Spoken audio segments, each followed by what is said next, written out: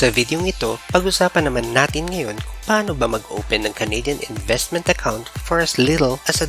Yes, that's right. You can start investing for less than the price of a Tim Hortons smallest cup of coffee. But before anything else, let's get things straight. You don't need to be a Canadian citizen nor a permanent resident before you could open a tax-free savings account. Kahit foreign worker ang status mo, you can now start investing your way to a wealthy future here in Canada. Let's now go and choose the right investment platform available. But wait, anong ibig sabihin ng investment platform at para saan ito? An investment platform is an online service that allows you to buy, sell, and hold shares of a company. Sa madaling salita, ito ang web or mobile app na gagamitin natin para makapag-invest sa stock market. There are many investment platforms available in Canada at ilan lamang sa mga ito ang Quest Trade, TD Direct Investing, CIBC Investors Edge, at Wealthsimple Trade. When choosing the best platform, we need to consider these 4 criteria. Number 1, online availability, which means it has to be accessible kahit nasan ka man. May you be at work, sa bahay, or even sa coffee shop. You should be able to manage your account as long as you have internet connection. Number 2, from low to zero fees. Tamang nadinig mo, hindi libre ang pagbili at pagbebenta ng stocks, kaya isa ito sa mga bagay na dapat mo i-consider sa pagpili ng tamang platform upang ma-maximize mo ang perang kikitain mula dito. Number 3, ability to link the platform to one or more bank accounts. Though medyo inviting mag-open an investment account with your current bank accounts, for example, with TD or CIBC, it may not always work in your favor, especially kapag kailangan mo nang magpalit ng bangko for whatever reasons. Number 4, simplicity of use. May mga platforms sa dami ng features nito, sa halip na makatulong ay maaari lamang magdulot ng confusion sa investing experience mo. With that being said, we are going for Wealthsimple Trade dahil pasok ito sa lahat ng mga criteria ang nabanggit. Not to mention, it charges zero fees and commissions if you buy or sell shares of Canadian companies such as Enbridge, Suncor, Dollarama, and Canadian Tire, just to name a few. Okay, let's move on and open our very first tax-free savings account with Wealthsimple Trade. You can do this through a computer or directly through your phone. Open your browser and go to https://wealthsimple.com. For your iOS or Android devices, look for Wealthsimple Trade app, then install. Once you're there, click the Get Started button. Provide an email and your choice of password and then click the Sign Up button. Paalala po lamang na maging masinop sa email and password na gagamitin dahil pera mo ang pinag-uusapan dito. Then you'll be asked which product to choose. Piliin ang trade from the following products. Oops, maaaring nagtataka ka, bakit hindi invest ang product na pinili natin? Ang product na ito, though the term is kind of straightforward, ang context of invest sa Wealthsimple ay para hayaan ang app na mag-manage ng pera mo, which also means you have less to no control at all kung paano at saan ito ini-invest. At the same time, you have to pay fees for the services that they offer. It's not that bad, but our goal is not just for us to be financially free, but to become financially literate as well. On the other hand, trade as the product that we're choosing would give us better control where and when to invest our money. Kagaya ng driving as our example in the previous video, why not learn how to drive instead of hiring someone to drive for you? Kung may kotse ka naman na, isn't it more fun and fulfilling kung ikaw mismo magdadrive ng kotse kaysa magbayad ka ng taong magdadrive para sa'yo? Worse is, mag-Uber ka ba kung may sasakyan ka na at marunong ka naman mag-drive? Not that smart, hindi ba? Same with investment. Would you pay someone to manage your hard-earned money kung kaya mo naman? The end goal is not just how much we will earn, but how much we will learn as well. And that is something no one could ever take away from you. Okay, without further ado,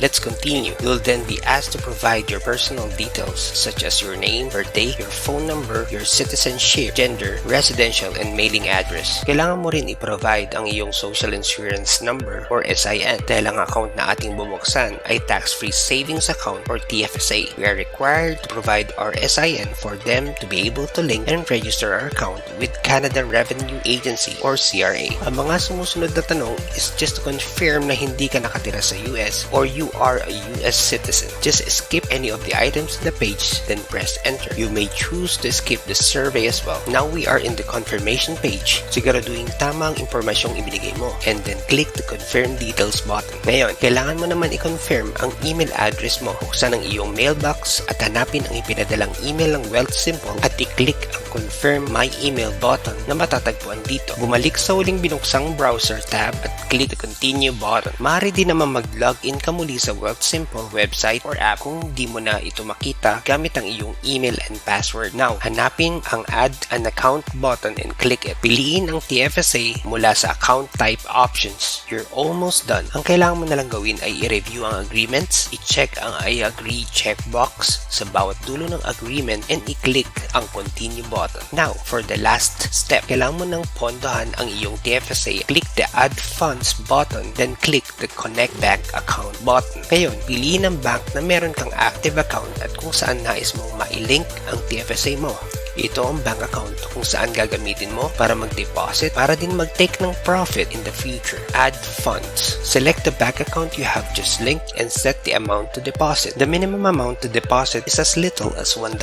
Once you're done, click continue to complete the transaction. Congratulations! How much did you invest? $1? $2? $50? Kahit magkano man yan, it doesn't really matter for now. Ang mahalaga ay nagdesisyon ka na sa halip na gumastos sa mga bagay na di mo naman pala talaga kailangan, ay mas pinili mong palaguin at kumita mula sa perang kinita mo na. Binabati kitang muli because you have just unlocked the very first skill required in becoming a wealthy Pinoy here in Canada. Please like and subscribe upang maging updated sa mga susunod na video kung saan unti-unting nating himayin ang mga paraan upang maging isang ganap na wealthy Pinoy here in Canada.